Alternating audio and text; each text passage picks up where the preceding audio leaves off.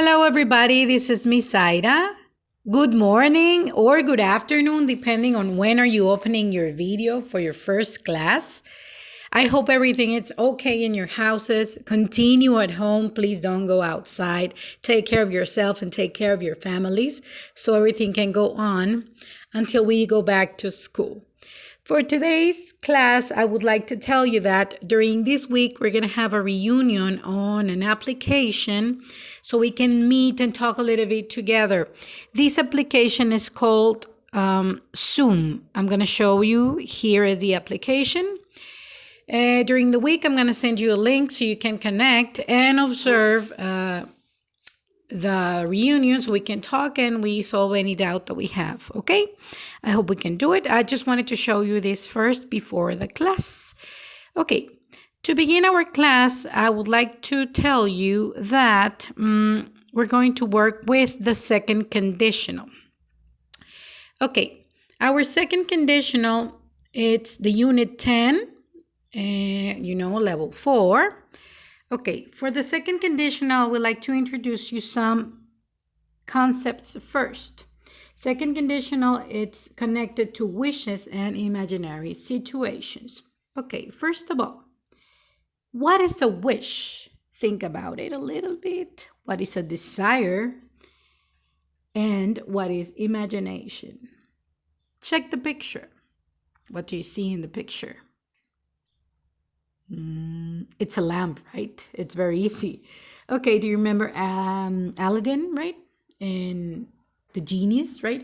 This boy found a lamp and he had the opportunity to ask for 3 wishes, right?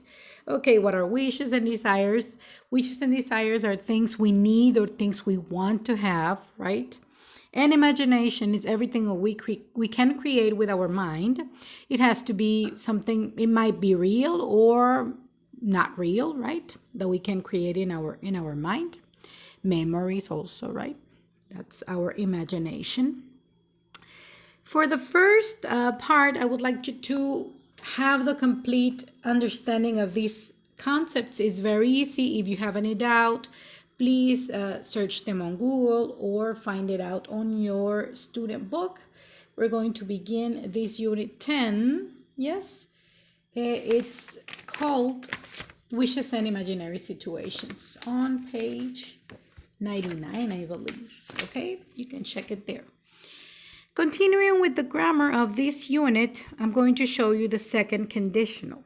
We have the structure. It says if plus simple past plus present conditional. To be, use where, and in the present conditional, would or wouldn't. If it's positive, would. If it's negative, wouldn't. And the verb in base form. That's very important. Check the structure there. If you want to write it down on your notebook, you're going to have the presentation so you can check it back again when you want to. Let's make a little bit close here. Here. There you go. Past simple, present conditional. That's what we need for this part. Okay. Usage. As I told you before, it's going to be used in imaginary situations in present or future. Okay. We have here one of the examples. If I won $1 million, I would buy a new car.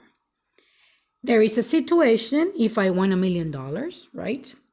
And there is our imaginary situation or our imaginary consequence. I would buy a new car, right? You're going to add the word would. Remember that word would is a past tense of will. Will, it's a wish or a future thing, right? Okay. We have another example here. If I were you, I would quit smoking. In this case, when we use the verb to be, the normal structure for this, instead of were, we should use was because we have the pronoun I. But in the case of the second conditional, because it's into an imaginary situation or a wish, you have to use where. This you're going to translate it to Spanish Si yo fuera, si yo fuese, right? If I were you, I would quit smoking.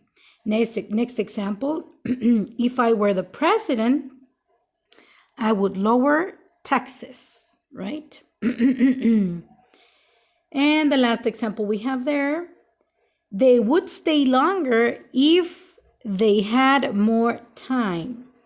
In this case, we have the sentence is backwards in the last example. They would stay longer if they had more time. These sentences have two structures. The first one is the one that begins with the subordinating conjunction if. If plus whatever you have there. And the other part, it's the one that is after the comma, which begins with a pronoun. It could be a name or a pronoun. It depends on you. You can put them backwards. The only difference, as you can see in example number 3 and number 4, example number 3 that has the if conditional first, you're going to have a comma and then the pronoun or the next conditional, the next clause. And in the number 4 that you have them backwards, you're going to begin with the pronoun, they would stay longer, eliminate the comma, and write the subordinating conjunction if they had more time. Okay? This is our explanation for the structure of second conditional sentence. Please, if you need more information about it, please search it on Google. And also, I'm going to give you some information before you finish this week so you can do some extra activities about the second conditional.